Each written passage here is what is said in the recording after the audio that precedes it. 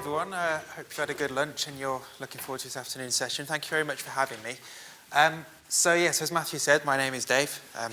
I've come from the University of Warwick, which for those of you who don't know is in Coventry, just to make our job as marketeers extra difficult.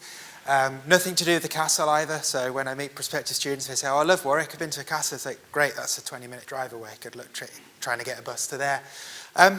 So my role at Warwick, I have a very long job title that has far too many words in it, some of which are even in brackets. But essentially I lead on social media. I'm strategic lead on social media within the university's central marketing team. I'm kind of an internal consultant on social media.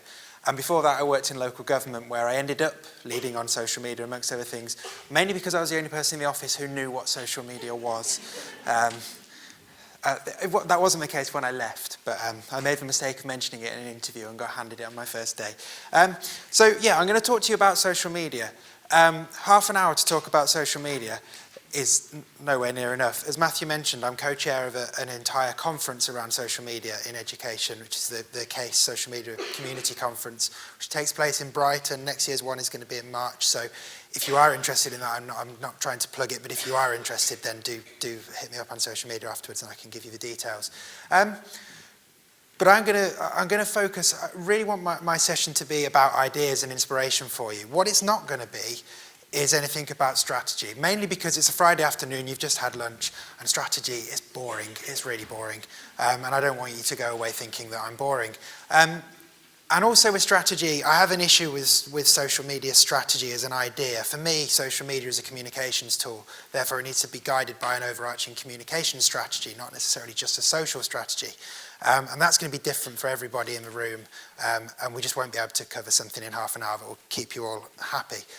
What I do want to do is give you some ideas, kind of, I don't know, a bit like I've done a bit of extra reading so you don't have to. I'm going to pass on what I've learned from a bit of reading. And basically I want to show you some great examples from within the sector and without the sector, outside the sector. So we're going to cover 4 social media channels. I've got 9.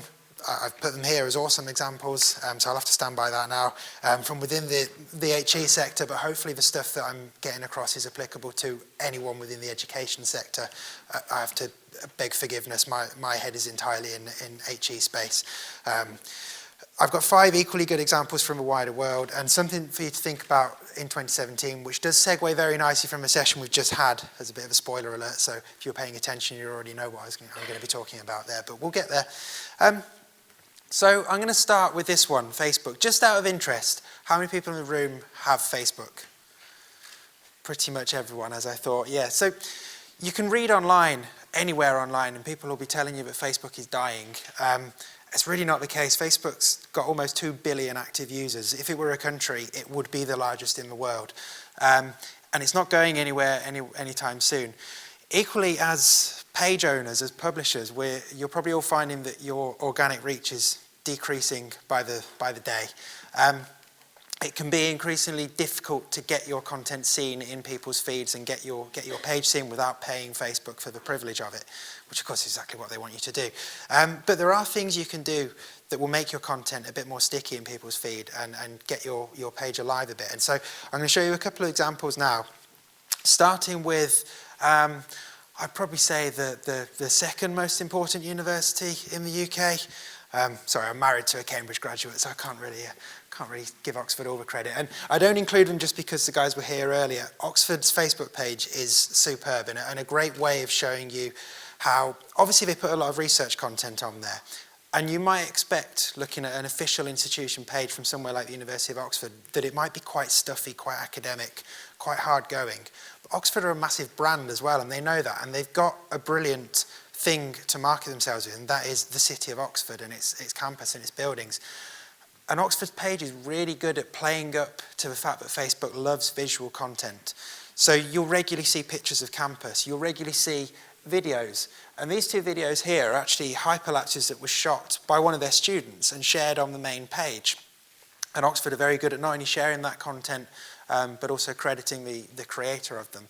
So if you're thinking visually, then you're onto a great start. And you know, a lot of this might come across as looking a bit fluffy, but it's a great way of keeping keeping you in people's feeds. And people do love to see what your campus looks like, whether it's alumni reminiscing, whether it's prospective students trying to pitch themselves there, or current students just trying to spot somewhere they haven't spotted yet. Kind of refer to all this stuff as campus porn. And everybody sort of seems to love campus porn. There is a hashtag for it as well. So if you think campus porn, great for Facebook, good for Instagram as well, which we'll come on to. The other example I wanted to highlight for Facebook was Manchester, and one of their campaigns in particular. So not only is this campaign is a photo a day campaign, very simple idea. They're telling the story of the university in 2016 with one photo a day. The photos are all taken by their followers, students, staff, alumni. There's very few photos in this campaign that are taken by the university. So not only are they ticking the visual content box, they're also ticking the user-generated content box, which is what I wanted to talk about as well for Facebook. Another great way of keeping you in people's feeds, because it gives your followers more ownership of your page and more reason to interact with you. And as a way of storytelling, this project is fantastic. You can go through and literally look at a day in the life of the university for every day of this year. And again, you're ticking all the right boxes for different audiences. You're allowing alumni to reminisce. Current students are perhaps trying to find that great picture so they can have their picture take part. And as a marketing tool for prospective students that is genuine and doesn't feel overly filtered, it just speaks far more loudly than anything you put in a prospectus could. So that combination of visual and user-generated content, I want you to bear in mind as I go into a couple of examples from outside the sector. I'm pausing before I click onto a slide for the first one because, quite frankly, it's a weird page. It's nothing dodgy, nothing. I can see Matthew getting nervous over in the corner. It's just a little bizarre. So the page is called Jim Will Paint It. So obviously, you were wondering, where on the internet can I see a picture of Brian Blessed punching a polar bear in the face, or the Chuckle Brothers recreating the pottery scene from Ghost? Jim Will Paint It page is that very page. The idea is that this Jim is a guy, a British guy, who asks his community to come up with weird scenarios, and he recreates them in Microsoft Paint, which, as we discovered earlier, does still exist. And it's brilliant. It's his entire content stream is based on user suggestions. So as well as it being entertaining content and interesting content that's going to get shared and get seen in people's feeds, it's got that community buy-in. People have got a reason to go back. People have got a reason to go to his page. As you can see, have I got a laser? Yes. Sorry, I like having a laser. So this one hasn't been done yet, but for those who are perhaps struggling to read, it says, "Hi Jim. Could you please paint Arnold Schwarzenegger from Predator, marrying Arnold Schwarzenegger from Kindergarten Cop, presided over by Arnold Schwarzenegger from Total Recall, with all the guests as Arnold Schwarzenegger from Terminator." Now, he hasn't painted that yet, but I'm already looking forward to it. So yeah, a bit weird. I'm not suggesting you should do this on your school's page by any means. You'll probably get into a lot of trouble. But just think about, if you're asking questions to your audience and you're asking your audience to get involved, are you actually following up? Are you actually responding? And can you respond more creatively than just responding to their comment? Now, audience buy-in is on this other example as well. So this is actually a page for a podcast that I listen to called That's Not Metal, which is an independent podcast about rock and metal music.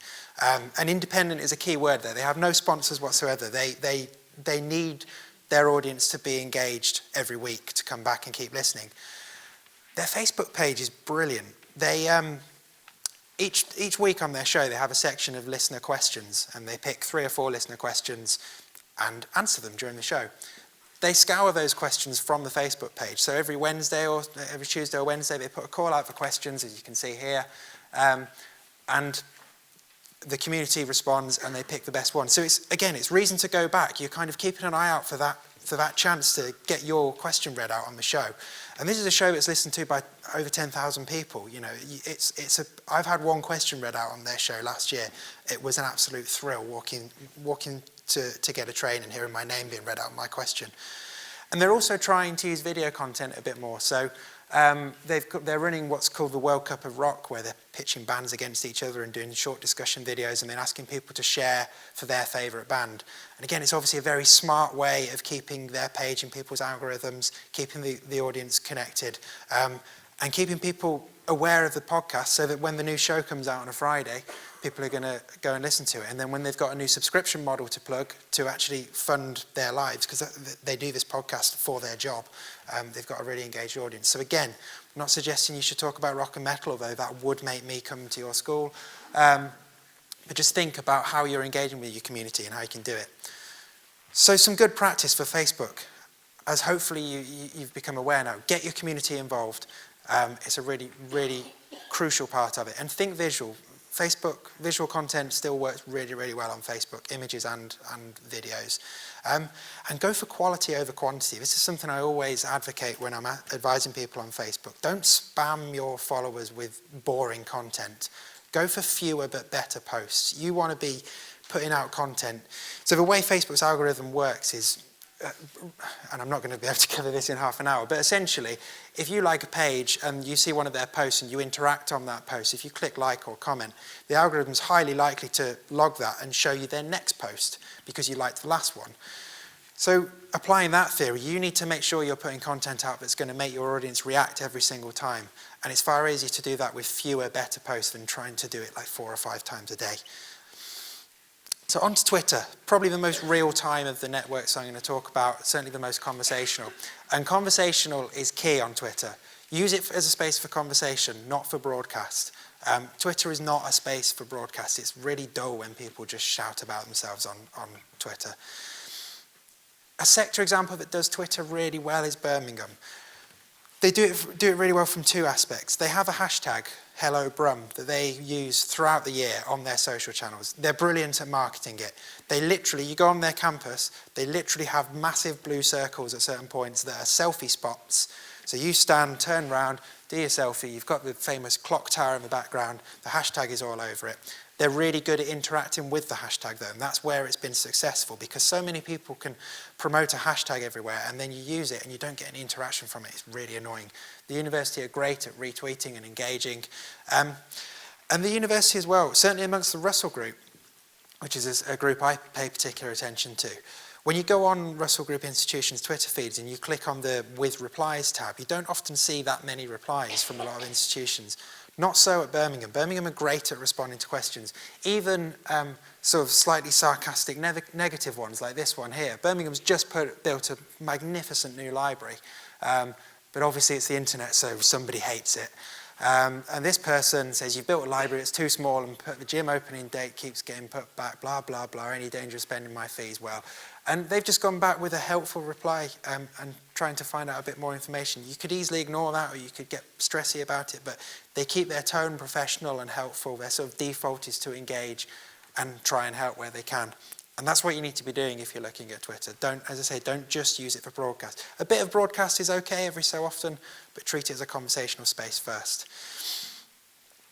Second example, something from my own backyard. This isn't the Warwick feed, this is our library's feed. And I've thrown this in there as a way of thinking about your tone of voice and really knowing your audience, and a couple of things that we've talked about all day so far. The library at Warwick is obviously not that interested in the outside world. It's quite an insular looking account because we've got students literally in the library studying. And the library is almost that comic relief, but also that voice of almost parental voice as well. So when students are bringing their heads up from the books and they want a bit of light relief, the library Twitter feed is there. You know, capital letters, this is a drill, it's snowing, or gifs of giraffes, or the library ducks. Ducks on Warwick are a very big selling point, I should say. We have the 4th highest duck density of all UK universities. Reading have tried to start some rubbish with me on Twitter about this. Don't believe them. We've got more ducks than Reading. And they try and put jokes in there as well, and it's nice, like, comic relief. But like stuff like this as well, where, you know, if obviously we're in freshers' flu season, or we've just come out of freshers' flu season, and advising people to stay in bed if they need to. It's just I strongly recommend you checking out the library's Twitter feed, just as a way of having a bit of a different tone of voice and not being afraid to have some character. This account got described as sassy in an internet article, a list about 15 things you miss most after you graduate from Warwick, and the team who does this account were so happy to be described as sassy, you wouldn't believe. A great thing on Twitter is the idea of a takeover. It's quite an old-fashioned idea, I guess old-fashioned for social media, but that doesn't stop it being effective and a brilliant way of getting your community involved in storytelling. So you may be aware that the country Sweden has a Twitter account, Sweden, and they hand it over to a different resident for a week at a time. They've been doing that for quite a few years. And the NHS have recently adopted that model.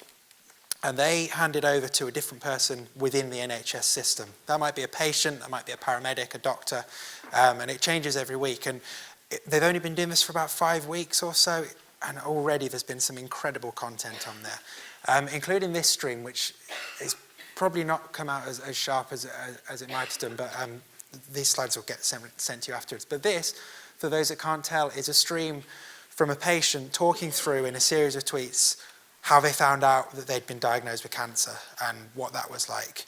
And whatever the NHS could say about the brilliant work they do, or any cancer research charity could say about what they do, hearing it from the horse's mouth is so much more powerful. So if you can get people from your institution involved and trust them to take over your account, give them the keys to your account and trust them that they won't screw up and they won't get you in trouble, it can be an incredible piece of storytelling and an incredibly powerful tool. There's lots of examples from the education sector of takeovers. One of my favourites is Boston University with their Terriers at Work account. So Terriers is kind of the nickname for anyone who has been to Boston University. And this is a great tool. So they give it to a different alumnus or alumna every so often, and they have it for a week or so and use it to take pictures of what they're doing at work, answer questions about their sort of life post-university. And not only is this great for current students to think, okay, there might be networking opportunities here, but even going further back down the chain and prospective students, it's like, if you come to Boston and you want to know what career options are afterwards, follow this account. Actually tweet at these people. If you follow this account and somebody's doing a job that you're interested in, tweet at them. See what they're up to and find out a bit about how the university played a role in getting there.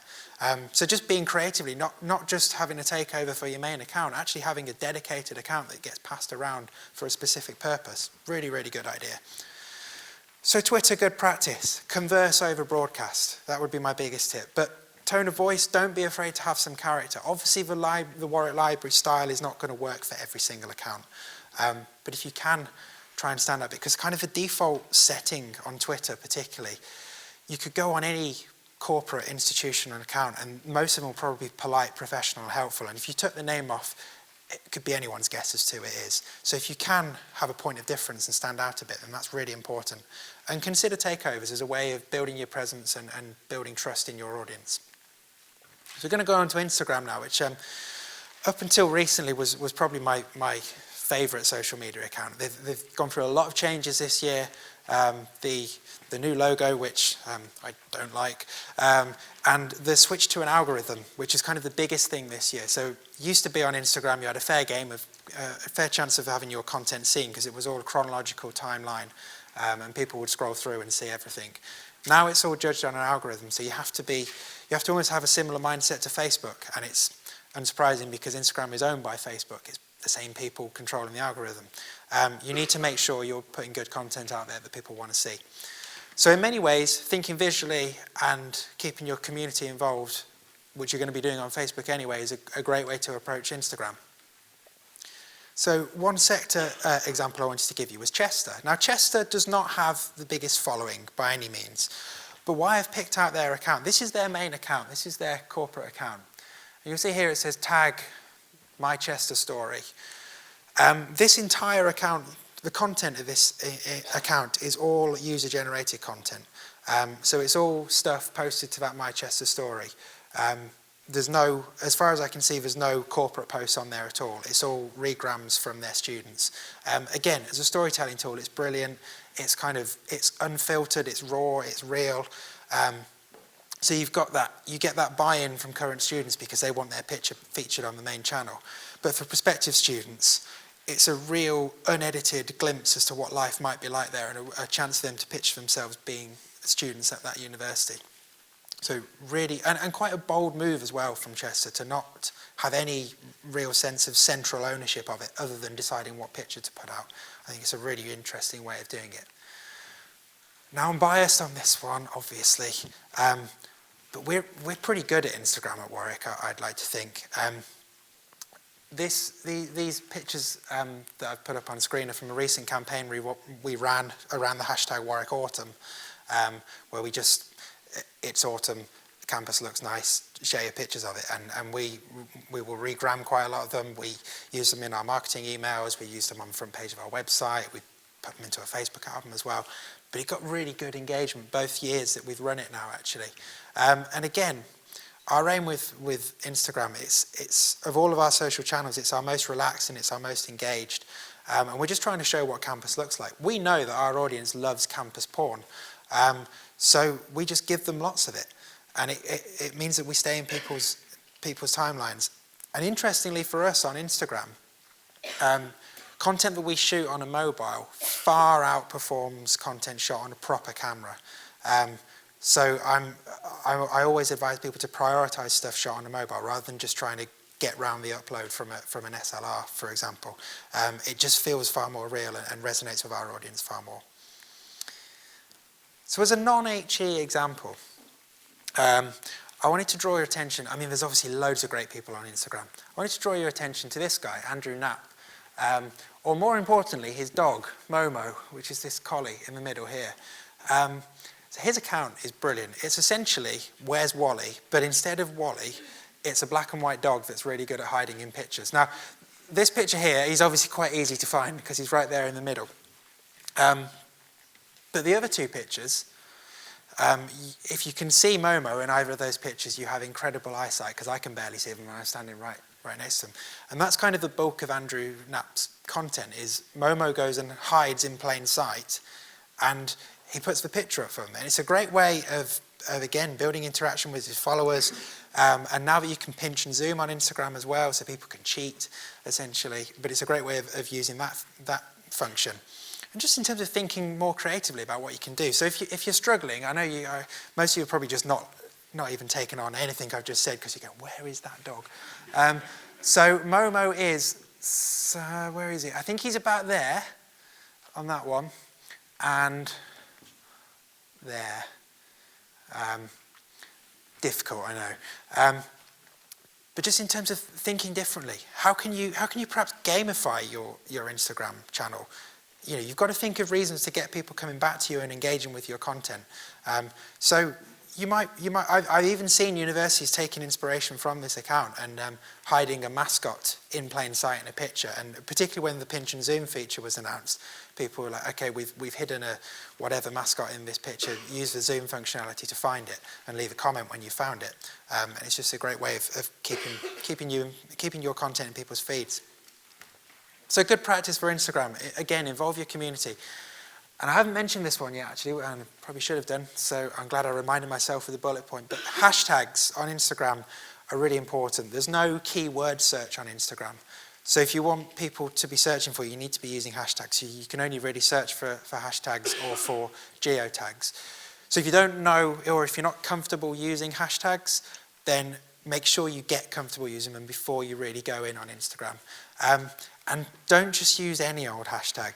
It's kind of an easy way to build a following on Instagram is to look at the most popular hashtags, just copy and paste them and drop them into your Instagram comment. There are even apps that let you do that. But you know, if we were posting a nice picture of campus porn, and we put hashtag beautiful, might get away with that. Hashtag One Direction, unlikely to get away with that. Hashtag Harry Styles, highly unlikely to get away with that. You need to pick relevant ones because otherwise you might pick up loads of followers, but what use is a load of Harry Styles fans to you, really? Just generally. But yeah, just making sure you're picking the right hashtags, really. Shoot on a mobile. Wherever I've seen comparisons between mobile footage and SLR footage, the mobile footage does better. Instagram is, after all, a mobile-first app, and that is an embedded part of its nature. I've seen it on my own account as well as on the corporate ones. And think creatively. Again, as I said, what could your version of finding Momo be? How could you make it a bit more interactive and fun? Oh, the clicker's decided to die. There we go. To turn it off and turn it on again. So, final network I want to talk about is probably the one that's been the most hyped over the last few months, and it's probably the one that makes people in this room the most nervous, and it's the one that is the most difficult to answer, really, and that is Snapchat. Just out of interest, how many people in the room do use Snapchat? Quite a lot more than I was expecting, actually. So Snapchat is that channel where content disappears. There's rumours that it might have been used for sending naughty pictures. I wouldn't know anything about that. And it's an interesting one for an educational institution. And I think for me, the biggest question, Warwick isn't on Snapchat. And one of the reasons for that is that at the moment, I'm struggling as to whether we would use it as a channel to engage with our current community or to engage with prospective students. Because on Snapchat, more than any other channel, I think there's a real distinction and a real difference in the type of content that you would put out on Snapchat for those two channels. Most of the good examples I've seen within the sector are targeting that prospective student market, and I can totally understand that. And there's a couple I want to pick out. I've got a couple of videos for you. I'm not going to play the whole thing, but I've put the links in the slides, so when you get the slides afterwards, you'll be able to go and watch them. The first one is Kiel, and they get students onto their main account, student ambassadors, to do a quick campus tour. So we're just going to play a few seconds of that for you. Welcome to Kiel. Hi, I'm Rachel, and I'm going to take you on a campus tour around some of my favourite points on campus.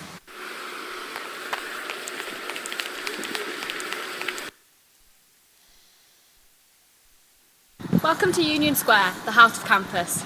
Here we're surrounded by the Students' Union, the chapel, and the library. The SU. Okay, so you get the idea. It's quite a polished tour of campus, but it's got a student fronting it, so it's got that student voice in. It feels a bit more real.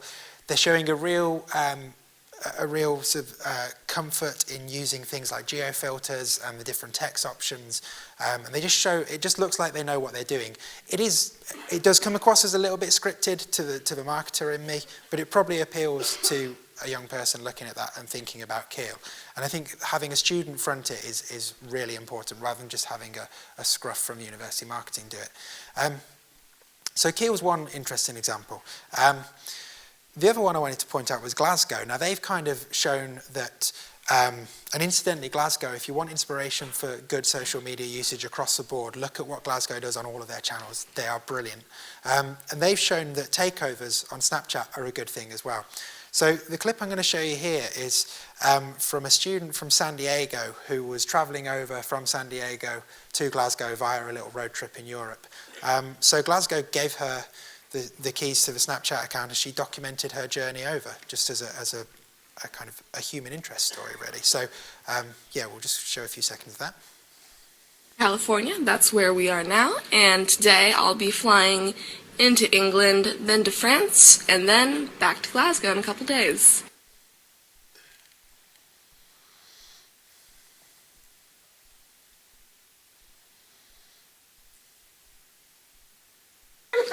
La tortuga nunca se gana sola, la concha le pesa. Okay. So again, you can see there's a kind of difference in style between that one and the Kiel one, and you can tell that this is the benefits of giving, particularly something like Snapchat, just giving it to somebody who, quite frankly, understands it far better than anyone in the central marketing team probably does, and just trust in them. They probably made the students sign a few T's and C's just to say, don't do this, and do this. But the content's really engaging. It's really raw. It's really interesting. It's that human interest side of thing. So again, it's just a clever way of using that particular channel. Now, in terms of thinking of ideas, inspirational people to show you from outside the education sector, there's loads on Snapchat. They're also quite difficult to find. Snapchat's discovery is terrible. One who I did quite literally want to draw your attention to, though, is Sean Ayala, who is a Snapchat artist. Now, you may have seen, those of you who played with Snapchat, there's a doodle function. So you take your snap and you can doodle with your finger. Sean Ayala takes that to a completely new level. He creates interactive games using his doodles. And then at the end of his games, he always has a strong call to action to get his community involved. And then he asks them to sort of he'll ask them to screenshot something and send it back to him, and he'll use them in his story. So if we click play on this is a game he created for the American Zombie TV program.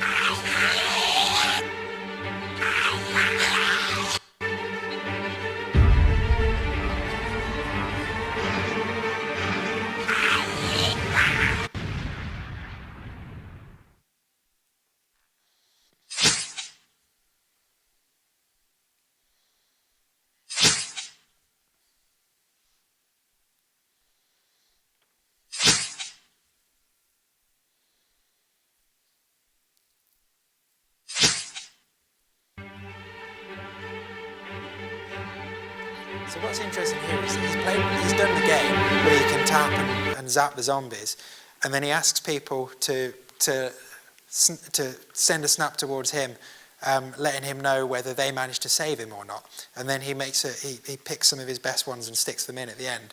And to get your snap featured on someone like Sean Ayala's story is pretty cool, because he's got a massive following.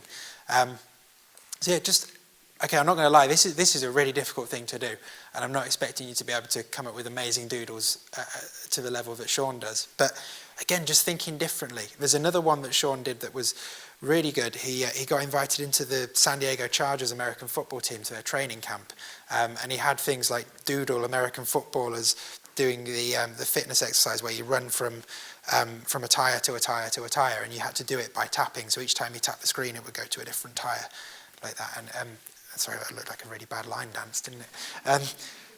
But yeah, just thinking creatively, and not being...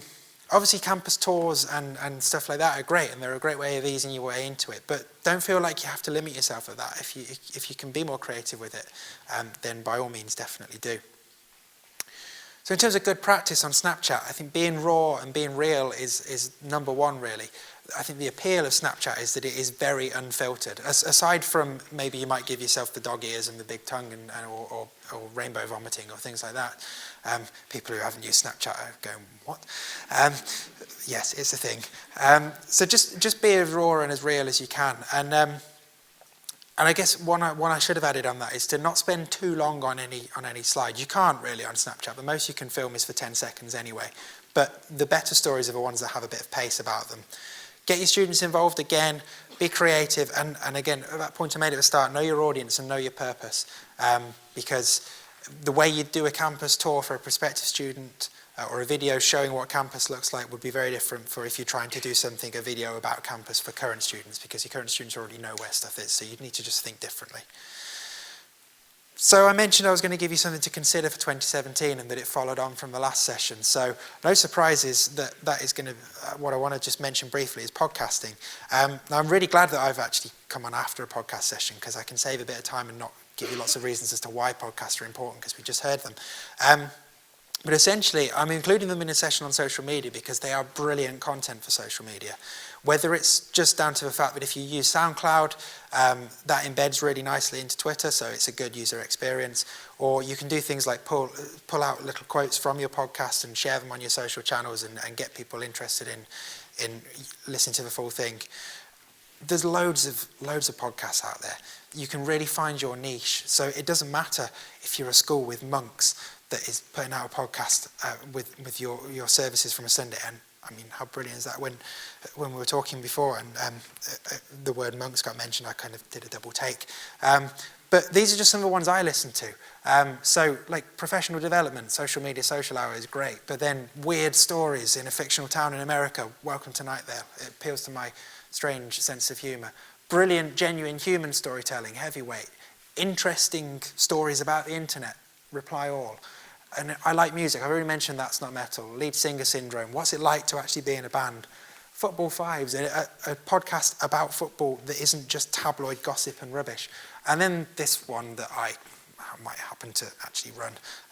Yeah, if you're interested in the heavy music scene in the West Midlands, then check out that. If you're not, then I would take no offence if you don't. But really, I just wanted to get across, that's just some of the ones I listen to. And you can learn so much about storytelling and about treating content differently just by listening to different podcasts. So just go and pick a few that you're interested in and see what it might spark.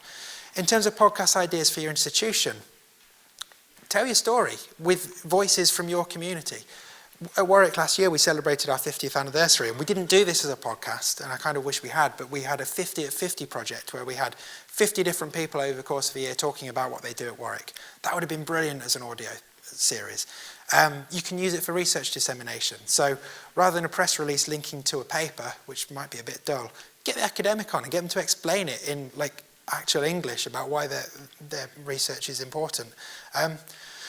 Or failing that, just put something out there with no agenda other than for people to learn. If you're an institution that runs MOOCs, just take the audio from that content, put it out as a podcast, just for, hey, here's some free learning from this institution. Obviously there is a hidden agenda there because you'll have reputational benefits, but those are just some ideas. And Columbia University in America, they have a podcast for their alumni where instead of doing an Alumni of the Month feature on their website or in their magazine, they just interview them and they put the audio out, and it's a really engaging piece, really, really interesting, and so diverse because, you know, a podcast featuring your alumni, that's not going to be the same thing every single week. So just have some fun with it. And as I say, it's great content for your social feeds that will get people engaged, get people listening, get people sharing, which is what you want.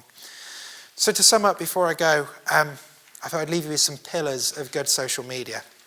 So think quality content that your audience is going to be interested in, and prioritise that over just putting loads of content out there. Get your audience involved where you can. So ask them questions, share their content, you know, retweet their pictures, do as much as you can. Be conversational rather than broadcasting. That phrase social media, that first word is social. It's social media for a reason. It's not, otherwise it would just be media, which is the defining point between social media and traditional media. Don't be afraid to experiment on these channels, particularly on Snapchat. It's gone after 24 hours, so if you experiment and you did something rubbish, it doesn't matter, it's gone. Be genuine. People can see through a fraud on social media very easily, and above all, just try and have some fun with it. If you're engaged and you're having fun and you're enthusiastic about it, that will come across in your channels and that will make your institution look far more interesting and far better. And whether that's far more appealing as for a prospective student, far more appealing for a current student to try and build a bit of a relationship with your institution, or far more appealing for alumni who might look at that and be interested, and you know, further down the line you might get some money out of them, which would be nice. So that's it. Thanks a lot for having me. Obviously, if you've got any questions and stuff, all my social details are there. Unfortunately, I can't stick around for the question session, but I'm happy to take questions over social media and stuff, so please get in touch and enjoy the rest of the day. Thanks a lot.